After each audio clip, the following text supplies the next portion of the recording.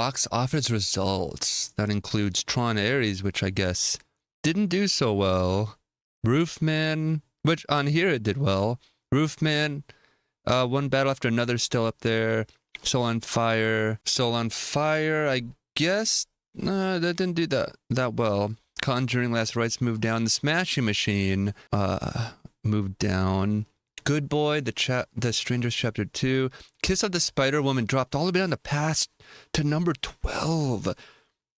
Jeez, $1 million. The reviews look cool for The Kiss of the Spider-Woman. 5 out of 10 stars. Colorful and vibrant, but lethargic adaptation.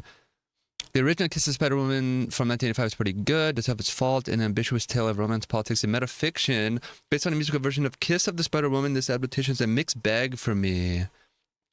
The performances are mostly solid as they are able to offer their emotions and attachments.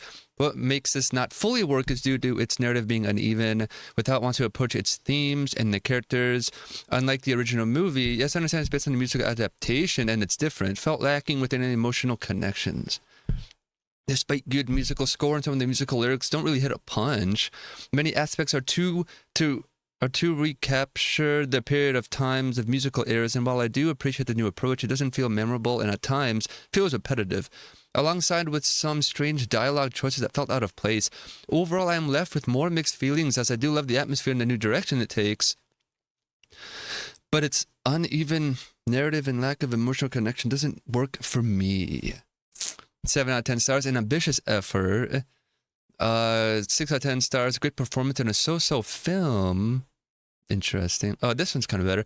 Kiss of the Spider-Woman has an interesting history. It was originally a 1976 novel by Argentine writer Manuel Puig, then a popular film of 1986 that received four Oscar nominations, including Best Picture. It was a 1993 Broadway musical, winning multiple Tony Awards, including Best New Musical. The songs were written by John Kander and Fred Ebb, who had also written the hit shows Cabaret and Chicago, both becoming hit movies. 1 out of 10 stars. Journey from the Trash. Oh no. And then with 10 out of 10 stars, Bill Condon strikes again. Which of these do you believe?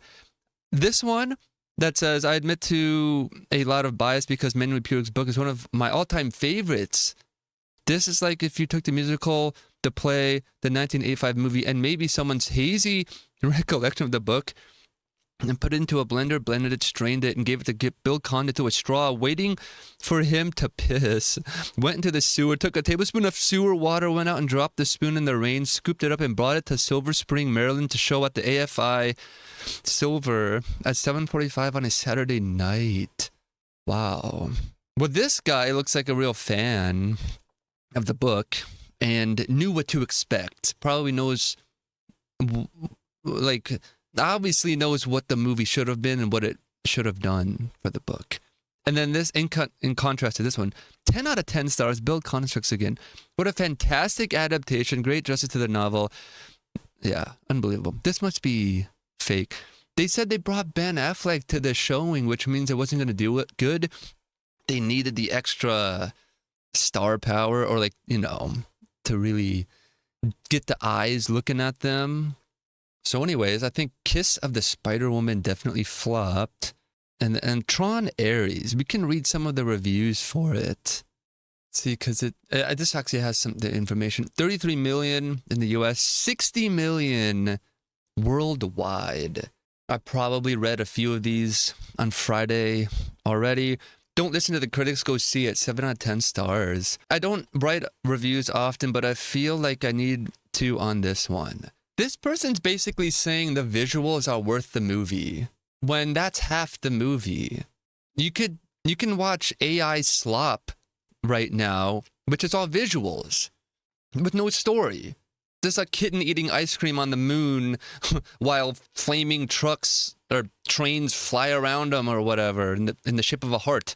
What does it mean though? It looks great. That's cool. What does it mean though? This guy seems to be prioritizing the visuals over the story, because a lot of these reviews are based off the story. The story isn't really amazing. This is 6 out of 10 stars. Visuals stunning but completely soulless. I think I read this one already. Great visuals, lazy writing. Visuals were amazing. Better than I expected. Well, I was expecting 7 out of 10 stars. Amazing in IMAX. Could you imagine? See, that's why like you have to like getting a review from somebody who just has money and just to go see a movie, and maybe they know some. But if you just go there and you don't know anything and you're able to drop, I think they're expensive, so that amount of money on an IMAX film, whatever, and then you come back and say, whoa, that was so cool, whatever. And then they're like, well, what happened? Did the character learn a lesson? Was there conflict? Did everybody get along? Did they learn something? What was it? Where's the ticking time bomb? They'd be like, I don't know. It looked good though.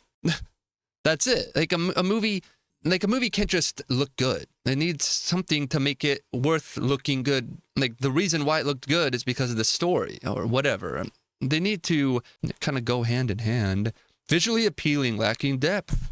9 out of 10 says bio-digital jazz, man. In the words of Marty McFly, I guess you guys are not ready for that yet, but your kids are going to love it. That's exactly how Tron Ares feels. It's bold, hypnotic, cheesy fun, and completely committed to its vision. I've been a fan of Tron for years, and while this movie is definitely not perfect, it captures the spirit of what makes the franchise special. The visuals are out of this world, and the Nine Inch Nails soundtrack takes everything to another level. Every frame feels alive, every sound hits with purpose, and the energy never fades. Tron Ares is a great entry for more Tron movies, television, and games in the future. It reminds you why this world still matters. If this is the direction they are going, the next generation of fans is truly going to love it. You think they're going to make a Tron 4? Or, wait, 1, 2, 3. Yeah, right? Tron 4? Tron 4. A forgettable watch. Well, an 8 out of 10. God, these are just all over the place. A decent follow-up. Longest music video ever. Superb musical score, but the rest is meh. Stunning visuals. People are too hard to please. This movie is a masterpiece. Leto was perfect, and the visuals are better than Avatar. I'm pretty sure Avatar is a breakthrough in graphics. The first one. I was one of the few who recognized Tron Legacy as a cult classic, and this one will be the same. Only this time the movie should make some money. I can't wait for the next one, and it looks like they may set up some old characters to come in. Yeah, it's definitely mixed, though. I mean, I don't get why. All you do is you take a story and just do a twist on that. You know, like, something. It's really easy. And then build the movie around that. Like, okay, go check out Roofman really quick. It seemed to... Doesn't have any budget info again, of course. Well, kind of. Only made $8 million. And it was based off a true story. I wonder if the guy who went to go see it has commented on it. Whoever it's based off of, he should do a Reddit AMA and be like, hey, I'm the guy that the Roofman movie was based off of. Ask me anything.